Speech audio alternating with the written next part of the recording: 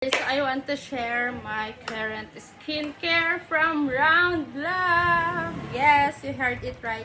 So bale, nabili ko lang siya nung sale. Itong tatlong sunscreen na to. So may different function tong sunscreen na to. So this sunscreen tone up, pag gusto mo ng parang pang base sa makeup mo, you can go ito sa makeup na tone up.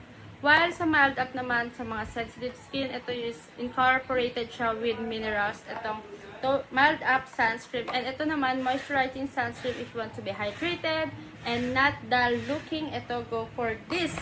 And ang super nakatulong talaga sa akin during this breakout ng aking sensitive skin is this Cica Pineapple. Ito yung combo talaga na gamit ko ngayon na papawala ng aking ayan o, super naglight na siya. I like my face now dahil dito.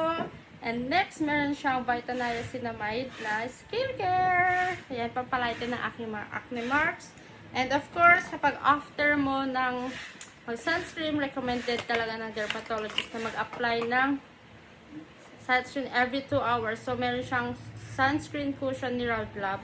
Ayan. Ang swerte ko guys, kasi nabili ko lang to ng 7.7.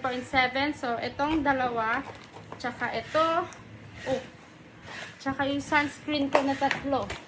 So, ito lang talaga yung nabili ko, sunscreen. Pero, dahil generous si Round Lab, may kasama siyang ito, tsaka ito.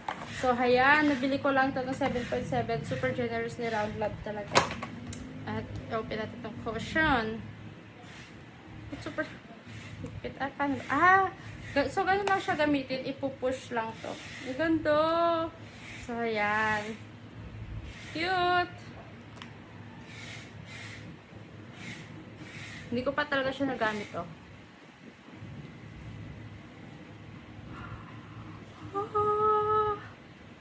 So, let's apply.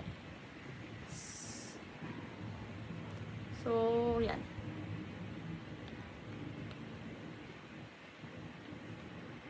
Nice. Okay. Yan. Okay, so ang ganda, as in walang white cast. Balikan natin. Ayan. Pag di ginamit, dito lang. Ang ganda, oh. In fairness, parang ayaw ko na siyang ubusin.